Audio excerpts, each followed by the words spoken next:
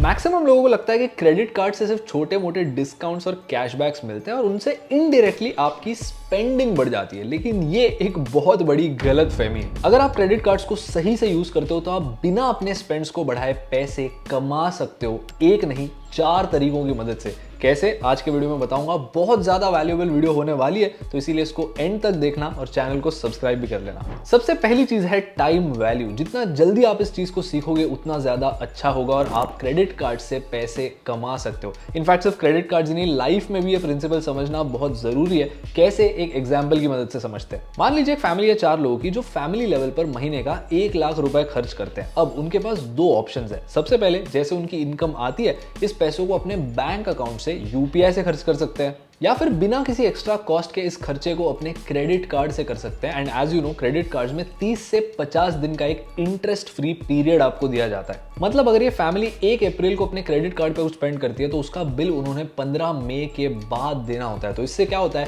कि जो पैसे थे जो खर्च करने वाले थे वो उनके बैंक अकाउंट में एक एक्स्ट्रा महीने के लिए रह जाते हैं। तो अगर 1 लाख रुपए इनके बैंक अकाउंट में और 1 महीना रहेंगे तो वो उन पर 4% का एनुअलाइज्ड इंटरेस्ट कमाएंगे, यानी मंथली देखो तो सिर्फ 350 रुपए।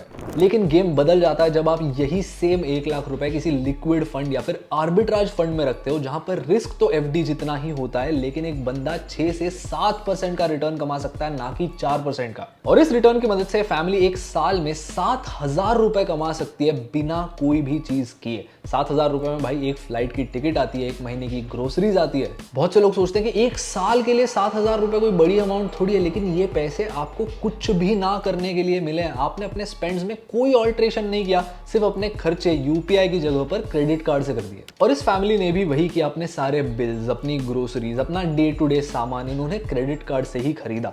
सिंपल लॉजिक है, आज पैसे देने की जगह आप क्रेडिट कार्ड से कल पैसे देते हो, जिससे क्या होता है कि आपके पैसे उस पीरियड में इंटरेस्ट कमा लेते हैं। अब दूसरा फैक्टर है लाउंज एक्सेस। देखो, मेरा एक गोल्डन रूल है, मैं एयरपोर्ट पर जाके 1 भी रुपया खर्च नहीं करूंगा, चाहे कुछ भी हो जाए। अगर लाउंज मिला तो ठीक है, वरना भूखे रहेंगे। चाय और समोसे के लिए मैं तो पर्सनली 1000 रुपए देने में बिलीव नहीं करता।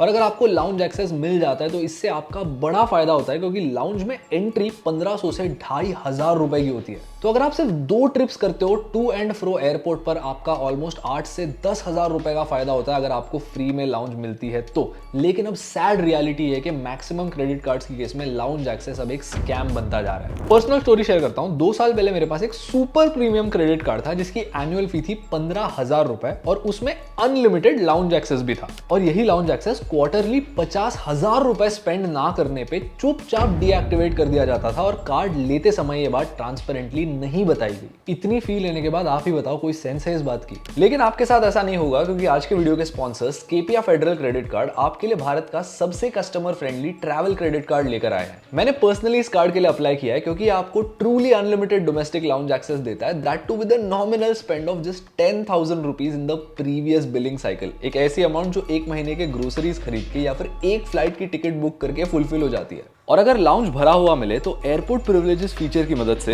एयरपोर्ट पर स्पेंड करने फूड, शॉपिंग और स्पा जैसी चीजों पर अप टू 1000 रुपीज। स्केपिया के साथ आपको 10% रिवॉर्ड्स मिलते हैं ऑन डेली स्पेंड्स। अमेजॉन की शॉपिंग से लेकर कॉफी तक, चाहे वो ऑनलाइन स्पेंड्स हो या ऑफलाइन। और उसके ऊपर ट्रैवलर्स के लिए क्रेडिट कार्ड एक फेवरेट इसलिए है क्योंकि यही पॉइंट्स दुगने हो जाते हैं जब आप ट्रैवल बुकिंग्स करते हो उनके ऐप पर, यानी 20%। इन रिवॉर्ड्स को आप रिडीम कर सकते हो free flights, hotels, trains, buses and even visa applications के लिए। 5 केपीआर रिवॉर्ड्स की वैल्यू बनती है 1 रुपए, मीनिंग आपके ट्रैवल स्पेंड्स पर आपको 4% इफेक्टिवली वापस मिलते हैं। इन रिवॉर्ड्स को रिडीम करने पर कोई अपर कैप नहीं है और सबसे क्रेजी पार्ट ये कि आपके फॉरेन स्पेंड्स पर कोई भी फॉरेक्स मार्कअप या हिडन फीस नहीं लगाई जाएगी, जो टिपिकली पर ट्रांजैक्शन 4 से 5% की होती है। All of this makes Scapia a game changer in the travel category. अगर आप भी एक लाइफ टाइम फ्री और कस्टमर फ्रेंडली क्रेडिट कार्ड चाहते हो जो सच में आपका फायदा करवाए, तो apply for Scapia with the link in the description. Continue करते हैं अगले फैक्टर के साथ, जो है रिडेम्पशन वैल्यू, जो बाय फार सबसे ज्यादा इंपॉर्टेंट और अंडररेटेड है। एग्जांपल देता हूं क्यों। पिछले महीने मैंने उबर पर जो सारे पैसे खर्च खर्च किए, इन पर मैंने 20% के पॉइंट्स कमाए और पर पॉइंट की वैल्यू थी 1 से ₹1.25। यानी मेरा net reward rate up to 25% चला गया सिर्फ कैब्स पर स्पेंड करने से। कैसे? डबल डिपिंग की मदद से, जो आपको रिवॉर्ड रेट ऑप्टिमाइज करने में मदद करती है। ये आपको सिर्फ तब समझ आएगा जब आप अपने क्रेडिट कार्ड के टर्म्स एंड कंडीशंस ढंग से पढ़ो। सिंपल एग्जांपल देता हूं। एक कार्ड है जो आपको कैब पर स्पेंड करने का 4% बेस रिवॉर्ड रेट ऑफर करता है। यानी आप ₹100 स्पेंड करते हो, आपको 4 पॉइंट्स मिलते हैं। लेकिन यही सेम कार्ड आपको उस कैब प्रोवाइडर का गिफ्ट कार्ड लेने पर 4 नहीं बल्कि 20 पॉइंट्स देता है, 5x। और इससे इंपॉर्टेंट चीज ये है कि अगर आप इन पॉइंट्स का कैशबैक लेते हो तो सत्यानाश होना है, क्योंकि आपको एक पॉइंट की वैल्यू सिर्फ 20 से 30 पैसे मिलेगी। तो मान लो आपको 4% पॉइंट्स मिले और आप एक पॉइंट की वैल्यू निकाल रहे हो 25 पैसे, आपका नेट रिवॉर्ड रेट बनता है सिर्फ 1%। लेकिन मान लो आपने 5x पॉइंट्स कमाया और आपको एक पॉइंट की वैल्यू मिल रही है 50 पैसे से ₹1, तो आपका रिवॉर्ड रेट आसानी से 20% तक चला जाता है। लेकिन यहीं पर अगर आप कैशबैक की जगह होटल्स या फिर फ्लाइट्स के लिए रिडीम करते हो अपने पॉइंट्स को, तो आपको एक पॉइंट की वैल्यू मिलेगी 50 पैसे से कभी कभार 1 से ₹1.25।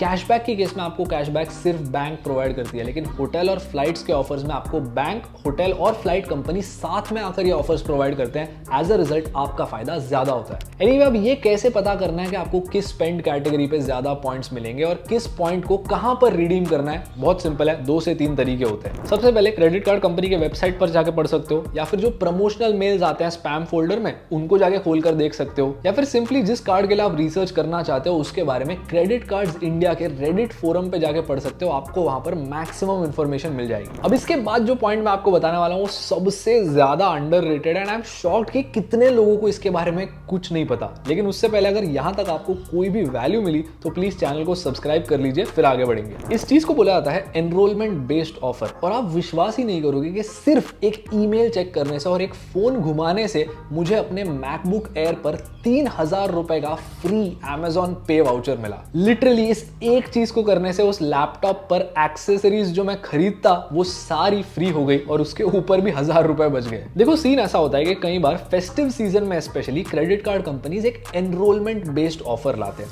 और बहुत बार क्या होता है, जब भी हम क्रेडिट कार्ड्स के लिए अप्लाई करते हैं हम प्रमोशनल मेल्स के लिए साइन अप नहीं करते। हमको स्पैम नहीं चाहिए, लेकिन मेरा ऐसा मानना है कि इन प्रमोशनल मेल्स के लिए साइन अप कर लेना चाहिए, क्योंकि बहुत बार यहाँ पे ऐसी चीजें आती है जिनसे सच में हमारा फायदा होता है। Anyway, coming to the point, festive seasons के दौरान ऐसे ऑफर्स आते हैं कि क्रेडिट कार्ड कंपनी आपको बोलती है कि अगर आप मिनिमम ₹50,000 खर्च करते हो अपने कार्ड पे तो हम आपको ₹500 का एक वाउचर देंगे। लेकिन आपने इस ऑफर में एनरोल करना है, यानी आपने बस वहां जाना है, अपना फोन नंबर, ईमेल डालना है, अपना कार्ड नंबर डाल के बताना है कि मैं इस ऑफर के लिए एनरोल कर रहा हूं। अब आप अगर इतने पैसे खर्च नहीं करते तो भी कुछ भी नहीं होता, आपको क्रेडिट कार्ड कंपनी पीनलाइज नहीं करती। अगर आप स्पैम से परेशान हो तो सिंपली अपने बैंकिंग नीड्स के लिए एक अलग ईमेल बना के रख लेना और पीरियडिकली उसको चेक करते रहना कि ऐसा ऑफर आया है या नहीं। अब दूसरी चीज, अगर ऐसा ऑफर नहीं आया और आपके लाइफ में कोई बड़ी परचेस आने वाली है, जैसे आप एसी खरीद रहे हो, टीवी या फिर एक लैपटॉप, तो उससे पहले अपने क्रेडिट कार्ड कंपनी को फोन करना और उनसे पूछना कि कोई एनरोलमेंट ऑफर है या नहीं। अब मेरी केस में मुझे कोई ईमेल दिखा नहीं, मैंने उनको फोन करके पूछा और उन्होंने कहा कि हाँ है, हम आपको अभी ईमेल भेज देते हैं, और मुझे ईमेल आया, मैंने एनरोल किया। अगले दिन जाके जब लैपटॉप खरीदा ₹3000 का वाउचर आ गया ईमेल में। As a rule of thumb हमेशा याद रखना है कि अगर आप ऐसा कोई ऑफर देखते हो तो सबसे पहले जाके उसके लिए एनरोल कर लो। आप स्पेंड करते हो या नहीं वो बात की बात है, क्योंकि आपका कोई नुकसान यहाँ पर नहीं होना। और मान लीजिए आपके लाइफ में कोई बड़ा परचेस आ रहा है तो ऑब्वियसली आपका फायदा होगा, और अगर डे टू डे स्पेंड से ये स्पेंड क्राइटेरिया मीट होती है तो अच्छी बात है, अगर नहीं होती तो भी आपका लॉस नहीं है। लेकिन प्रॉब्लम यही है कि अगर बैंक आपसे कहती है कि 50,000 स्पेंड करो, हम आपको ₹500 का वाउचर देंगे, और आप बिना एनरोल किए 5 लाख भी स्पेंड करो ना, वो आपको एक भी रुपया नहीं देंगे, because that's the point of enrolment based offers. अगला तरीका है नो कॉस्ट ईएमआई। मैक्सिमम लोग आपसे बोलेंगे, स्पेशली घर वाले, कि भाई ईएमआई से दूर रहो, यहां पर किसी का फायदा नहीं हुआ है। लेकिन आई डिसएग्री। एक ऐसी सिचुएशन है जहां पर ईएमआई करने से आपका मोटा फायदा हो सकता है। कैसे, वो अब सीखेंगे। यहां पर आपकी जिम्मेदारी है मेक श्योर करना कि आपका नो कॉस्ट ईएमआई सच में नो कॉस्ट है, क्योंकि कई बार लोग नो कॉस्ट ईएमआई के लिए साइन अप तो कर देते हैं, लेकिन उनको पता ही नहीं होता कि वो हिडन फीस का शिकार बन चुके हैं। आपको बोलेंगे ईएमआई तो नो कॉस्ट है, बस 499 या 599 की processing fee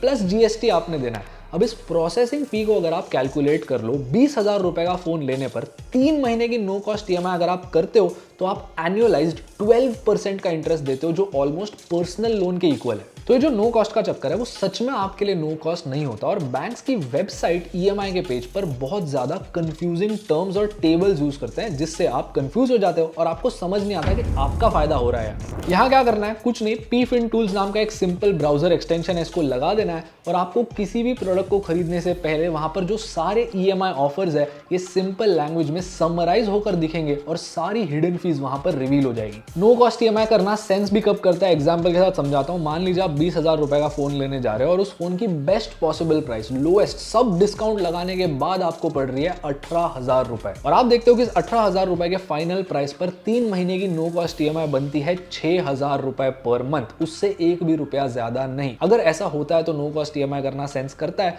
because of first reason, time value. आप आज 18,000 रुपए देने की जगह 6,000 रुपए हर महीने देते हो और थोड़े एक्स्ट्रा पैसे आपके बैंक अकाउंट में रहते हैं जो ऑब्वियसली इंटरेस्ट कमा सकते हैं। इनफैक्ट वो बैंक अकाउंट नहीं बल्कि एक लिक्विड फंड या फिर आर्बिट्राज फंड में रहकर ज्यादा इंटरेस्ट भी कमा सकते हैं। और इसी तरह आपके स्पेंड्स को बढ़ाए बिना अगर आप अपने सारे खर्चे सिर्फ क्रेडिट कार्ड से करते हो स्मार्टली, तो आप भी इस क्रेडिट कार्ड से कुछ भी किए बिना लाखों के फायदे पा सकते हो। अगर वीडियो से कुछ नया सीखे तो चैनल को सब्सक्राइब करना। अगला वीडियो कौन सा देखना पसंद करोगे कमेंट करके बताना, I will make it happen.